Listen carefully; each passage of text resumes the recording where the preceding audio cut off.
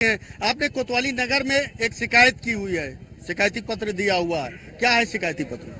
शिकायती पत्र में मैंने चूंकि मैं पिछले 4-5 दिनों से लगातार सोशल मीडिया पे देख रही थी, कुछ युवा भाई और अन्य लोग जो जिनको मैं नहीं जानती हूँ या शायद कोई इधर का नहीं जानता होगा, अयोध्या के लोगों को, अयोध्या की जनता को, अयोध्या के संतों को, अयोध्या के लोगों को लगातार अभद्र टिप्पणियां कर रहे थे, अभद्र गालियां दे रहे थे। तो इसलिए मैंने उनके खिलाफ आज प्राथमिकी दर्ज करवाई है। बाकी आगे जो होगा वो अपशिष्ट नेतृत्व जाने उन्हें क्या करना है। अच्छा, इस हार की असल वजह क्या मानती है, किस तरह से क्यों हार हुई? देखिए, हार की यदि बात कर रहे हैं तो हार में वही हो गई, अंतर्द्वंद हो गया कुछ। रही बात अयोध्या से तो बीजेपी जीती हुई है, बाकी अन्य जो विधानसभाएं हैं वहाँ पे कुछ षड्यंत्रकारियों ने षड्यंत्र किया है, जिसकी वजह से बीजेपी का आज इस चीज बीजेपी का जो नेतृत्व है उस पर काम कर रहा है। आप अभी बहुत अच्छी बात कर रहे थे कि यहाँ के जो लोग हैं उन्होंने हमेशा ही बीजेपी का सम्मान किया हुआ है, बीजेपी को स्वीकार किया हुआ है, लेकिन इस बार कहीं न कहीं दूरी थी, परहेज थी, क्या वजह थी? ये मैं फिर कह रहा हूँ कि ये हार बीजेपी की नहीं है, ना ये बीजेपी की हार है, ना ये मोदी जी की हार है। ये हार 100% प्रत्याशी की है। अगर प्रत्याशी इस 2024 लोकसभा में अपने घर से निकले होते, गांव-गांव में जाकर अगर उन्होंने प्रचार किया होता, हर लोगों के सुख दुख में शरीक हुए होते, तो यहाँ से हार नहीं होती। आप कहाँ के रहने वाले हैं? बस्ती के रहने वाले हैं। बस्ती में भी हरीश द्विवेदी हार गए, यहाँ भी। मेरा संदेश सीधे मोदी जी को है, यह हार सबका साथ सबके विकास की हार है। जिसका साथ उसका विकास होना चाहिए। इस सरकार, ये कलयुग चल रहा है, इस कलयुग में सबका साथ सबका विकास होगा। आपको सबका साथ नहीं मिलेगा, जिसका साथ उसका विकास। अगर आप इस सरकार ने नारा दिया होता तो 400 नहीं 450 पार हो गया होता।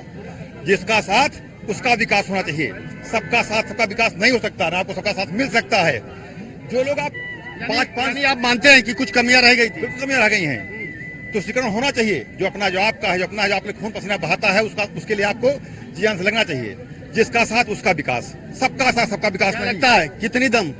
बहुत दम है, इस बात में दम लग रही है? बिल्कुल दम है। क्या कहेंगे? जनता की उपेक्षा। अच्छा, जनता को उपेक्षित किया, किस तरह से आप बोल रहे हैं? क्या उपेक्षित लगे? किस? अयोध्या की जनता को पूरा उपेक्षित किया गया। अयोध्या की जनता उपेक्षित नहीं है। आज के जमाने से अच्छी जनता सुखी कभी नहीं थी। इस सरकार ने भिक्षा मांगने वाले से लेकर के जेठ बनाने वाले तक के लिए काम किया है। अगर आप कुछ नहीं करते हैं, निष्क्रिय हैं, तो आपके लिए भोजन की व्यवस्था है, आपको राशन चावल मिल रहा है। आप अगर कंपनी लगाए हैं तो आप अपना काम कीजिए, खूब ढंग से कीजिए। आप नहीं दिए हैं, मैं वही तो कह रहा हूँ आपसे, मैं भी तो कह रहा हूँ। हमने क्यों कहा जिसका साथ उसका विकास? इस सरकार ने सबसे अच्छा काम किया है। हाँ, कार्यकर्ताओं में बहुत कमी रह गई है।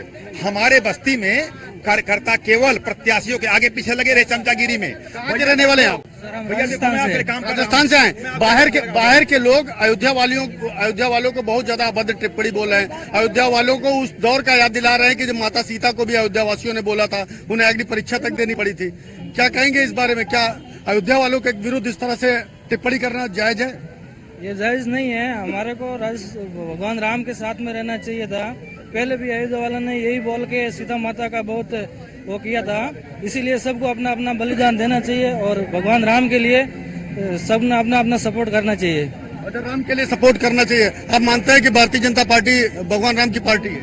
हाँ, भगवान राम की है और वो हमारे हिंदू और राम के लिए बहुत अच्छा काम कर रही है। अच्छा, राम जी के लिए अच्छा काम कर रहे हैं। महाराज जी, आपसे समझेंगे, क्या रिएक्शन है जब अयोध्या वालों को लोग बहुत ज्यादा अभद्र टिप्पणी कर रहे हैं सोशल मीडिया पर, बहुत ज्यादा उनके विरुद्ध बातें लिखी जा रही हैं, कही जा रही हैं?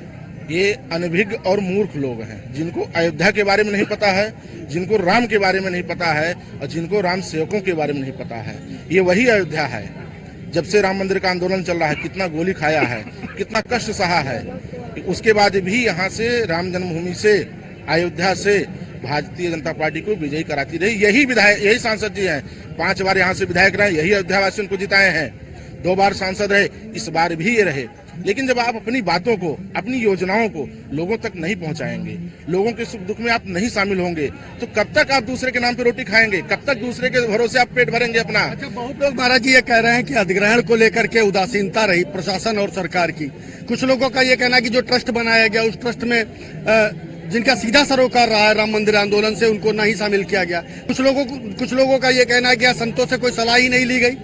अगर उनसे सलाह ली जाती तो शायद विकास और बेहतर होता। विकास में जो बाधाएं हैं वो नहीं है। क्या वाकई यही सब कारण है आज जो अयोध्या जैसी जगह से भारतीय जनता पार्टी को हार मिली? नहीं, पहली बात तो आप ये दोबारा नहीं कहिएगा कि अयोध्या जैसी जगह से हारे हैं। अयोध्या जैसी जगह से नहीं हारे हो, अयोध्या से लीड किए हैं। रही बात विचार विमर्श की, तो अगर वो अयोध्या के स्थानीय नागरिकों से, यहाँ के संतों से, यहाँ के व्यापारियों से बैठ करके विचार विमर्श किए होते तो हमको लगता है इसका बेहतर प्रमाण होता। रही बात राम मंदिर का, तो राम मंदिर ने जरूर हमको एक गौरव प्रदान किया है विश्व में, लेकिन हमको असुविधाएं हमारे लोकल जो यहाँ के निवासी हैं, चाहे व्यापारी हो या गृहस्थ हो या संत हो, असुविधा किया है। कल तक यही भारतीय जनता पार्टी बैरिकेटिंग का विरोध करती थी जगह जगह पर, अन्य पार्टियों के समय। आज यही भारतीय जनता पार्टी जगह जगह बैरिकेटिंग लगा रखी है। प्रशासन से क्यों नहीं पूछती है? लोकल आधार कार्ड दिखाता है फिर भी एकदम एंट्री नहीं कर पाता।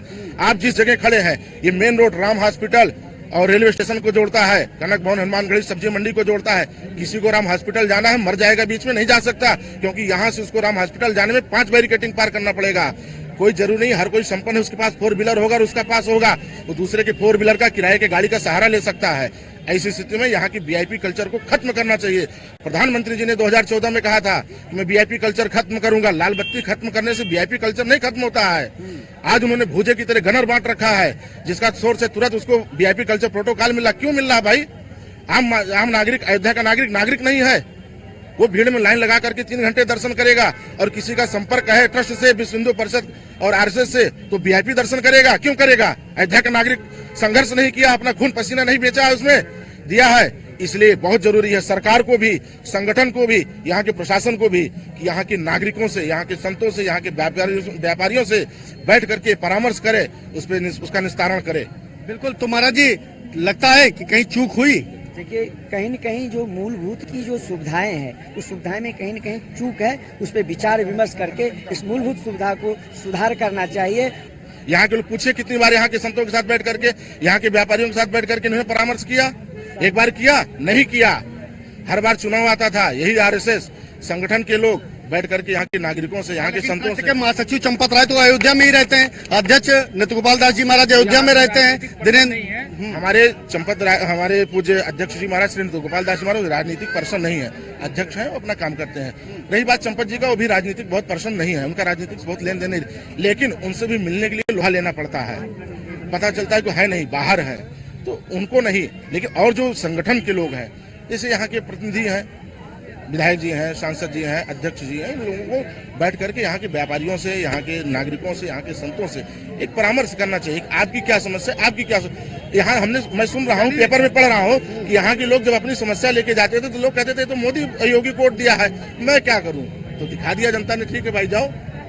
यानी प्रत्याशी लल्लू सिंह की कहीं ना कहीं ये बात लोगों को नागवार गुजरी, और यही वजह है कि उस नागवारी ने उन्हें कहीं ना कहीं हार का मुंह दिखाया। युवा है हमारे साथ, आप लोग अयोध्या के रहने वाले हैं, क्या वोट किया था इस बार? Yes sir. क्या मुद्दे थे, किन मुद्दों पर वोट किया था? हम सर शिक्षा, स्वास्थ्य और रोजगार पे वोट किए थे। राम मंदिर एक वोट देने का केंद्र नहीं है, ये आस्था का केंद्र है। हम सब मंदिर पर वोट दिए थे। 2014 में जिताए बीजेपी को, 2017 में जिताए, 2019 में जिताए, 2022 में जिताएंगे। क्या ये प्रजातंत्र थोड़ी है? ओ क्या कहते हैं, राजतंत्र थोड़ी है, ये लोकतंत्र है। यहाँ हार जीत लगा रहेगा। तो इसका मतलब ये नहीं है कि अगर बीजेपी को वोट नहीं दिया गया तो बीजेपी विरोधी है या आरएसएस विरोधी है या राम मंदिर के विरोधी है। लेकिन बाहर के लोग तो सोशल मीडिया पर बहुत कुछ अयोध्या के बारे में कह रहे हैं। देखिए, बाहर के लोग स्थानीय समस्याओं के बारे में क्या जाने, पहली बात। और दूसरी बात मैं कहना चाहता हूँ, ये चुनाव है, चुनाव में हार जीत सबकी लगी रहती है। आज हारे हैं, कल वो मेहनत करें, सीखें, सबक सीखे, जीते। किन मुद्दों पर हारे वो जाने, किस प्रत्याशी का। सोशल मीडिया पर एक पोस्ट मैंने पढ़ी, उसमें साफ कह रहे थे कि अयोध्या का तो ये इतिहास ही रहा है, जो भी इनका साथ देता है उसके खिलाफ ये बात करते हैं। सीता जी के बारे में उन्होंने जिक्र किया। देखिए, जब ये हारते हैं या कहीं भी कुछ होता है, ये सबसे बड़ी दुर्भाग्य की बात है कि भारतीय जनता पार्टी हर मुद्दे पे अपने आप को भगवान से कंपेयर करने लगती है, हर मुद्दे पे। इस बार जब जीत के प्रधानमंत्री अपने राष्ट्रीय कार्यालय पहुंचते हैं तो वहाँ पे जय श्री राम नहीं जय जगन्नाथ बोलते हैं, तो हमारे प्रभु श्री राम का उन्होंने वहाँ पे भी अपना अपमान करने का काम किया। इस आधार पर जेपी नड्डा को अध्यक्ष पद से हटा देना चाहिए, जिन्होंने आरएसएस के बारे में कहा कि ये हमारे को, हम इनसे नहीं है, ये हमारा अपना वर्चस्व है। कहाँ के रहने वाले हैं आप? हम गाजीपुर के रहने वाले हैं। गाजीपुर से आए हुए हैं। अयोध्या वालों को बाहर से लोग गालियां दे रहे हैं, उनके बारे में अभद्र टिप्पणी कर रहे हैं। तो ये हमारा सही मानना है, अयोध्या ने भाजपा को जिताया है, लेकिन अगल बगल के लोग भाजपा को हराए हैं। कारण लल्लू सिंह जिन्होंने बेमतलब का बयान दिया कि 400 पार होंगे तो संविधान बदल देंगे, और उन्हीं का फायदा विपक्षियों ने उठाया।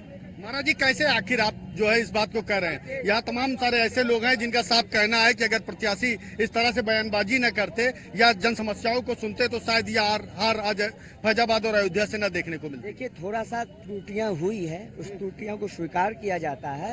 जिस प्रकार से विपक्षी ने एकजुटता करके जातिवाद के ऊपर आकर के वोट किया गया, जो है जातिवाद के ऊपर जो ये काम किया गया, उन्होंने जिस प्रकार से अपनी बातों आप कार सेवा में रहे हैं। जी हाँ, हम कार सेवा में रहे हैं। जब यहाँ कत्लेआम हुआ, मुलायम सिंह ने कार सेवकों पर गोली चलवाया।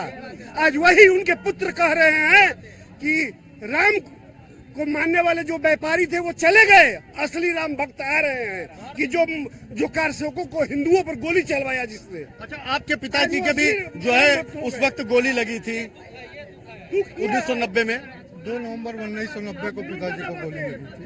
अयोध्या में ही गोली लगी। अयोध्या में जब सर यहाँ पे अवधेश प्रसाद जो समाजवादी पार्टी से प्रत्याशी थे, उनकी जब जीत हुई, कैसा लगा आपको? बहुत दुख हुआ। क्या वजह था, क्यों दुख हुआ? वजह तो तमाम वजह अभी महाराज जी ने बताया, वो सारी वजह एकदम सत्य है। महाराज जी ने जो जानकारी दी बिल्कुल सही है। देखिए, तो लोगों में उत्साह है, भगवान राम के प्रति आस्था भी है और कहीं न कहीं भगवान राम के प्रति जो है सम्मान भी है। भाजपा ने जिस तरह से अयोध्या के विकास की रफ्तार पकड़ाई थी, भाजपा का भी इन लोगों ने पुरजोर स्वागत भी किया, लेकिन जो कमियां रही उसे भी गिनाने में पीछे नहीं हटे। और यही वजह है कि भारतीय जनता पार्टी अब लगातार अयोध्या से आए हुए इस पूरे परिणाम को देख रही है, समझ रही है और आगे क्या कुछ करना है उस पर विचार भी कर रही है। फिलहाल दीजिए इस बुलेटिन में मुझे इजाजत। नमस्कार।